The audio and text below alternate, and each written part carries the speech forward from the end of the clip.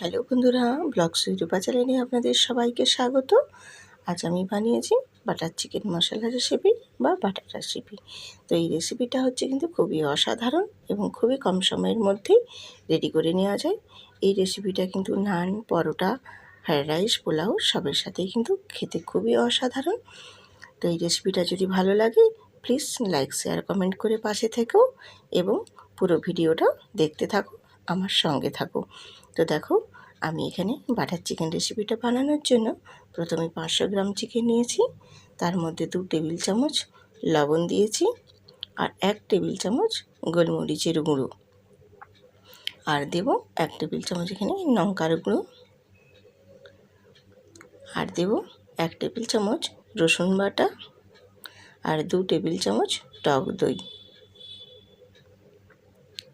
দিয়ে আমি প্রথমে আগে মাংসটা বা চিকেনটা খুব ভালোভাবে ম্যারিনেট করে নেব।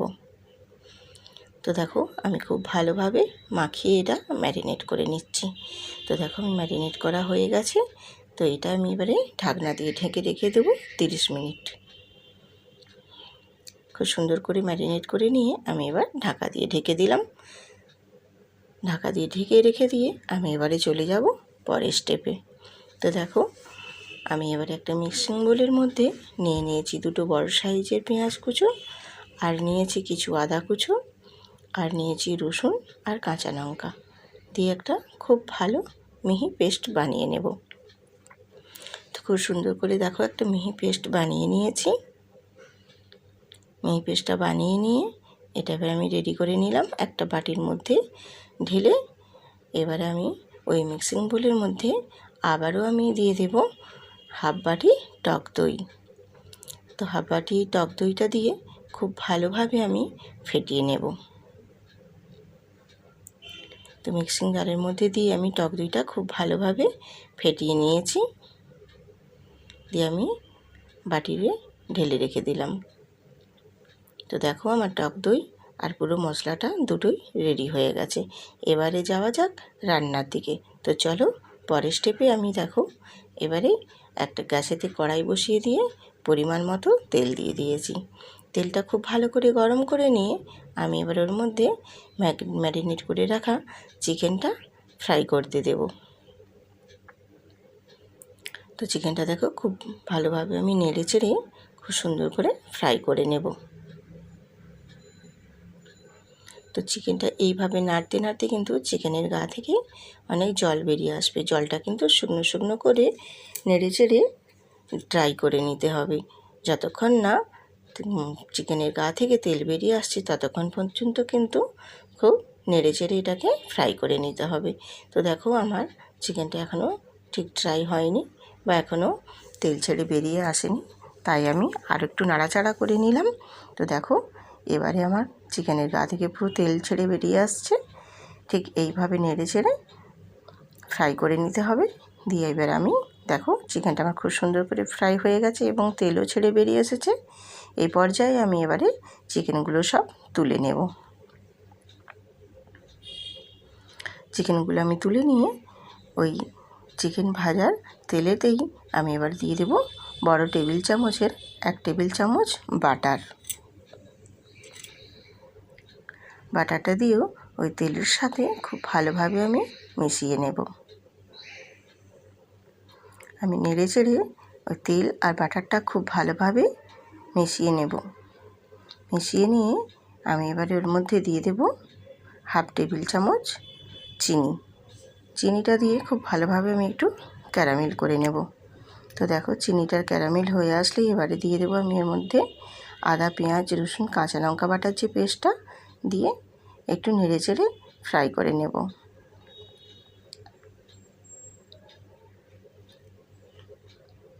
মশলাটা দেখো ফ্রাই হয়ে গেছে।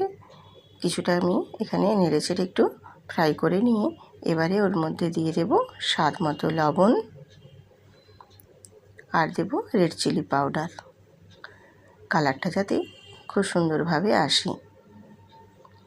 দিয়ে খুব ভালোভাবে একটু নেড়ে চেড়ে মশলাটা আমি কষিয়ে নেব। মশলাটা কষিয়ে নিয়ে এবারে আমি ওর মধ্যে দিয়ে দেব 2 বড় সাইজের টমেটো কুচো। তো এখানে টমেটোটা কিন্তু একটু পরিমাণটা বেশি দিতে হবে।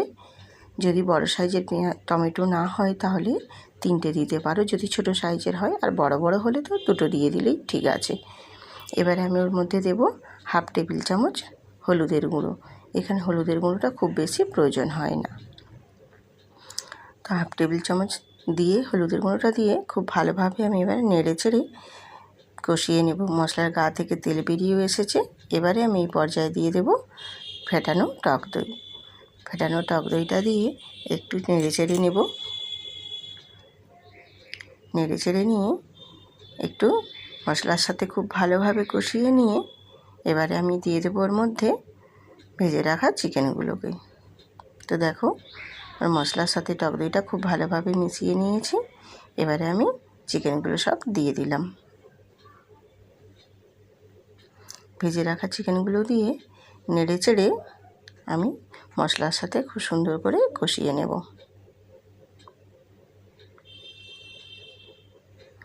তো দেখো কষিয়ে নিয়েছি।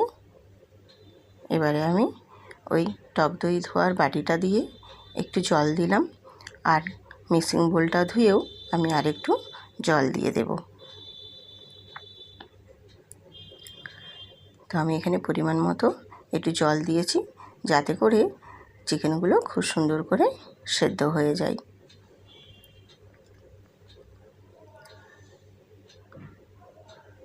তো দেখো আমার গ্রেভিটা ঠিক এই পর্যায়ে রেখেছি এবং চিকেনগুলো খুব সুন্দরভাবে সেদ্ধ হয়ে গেছে।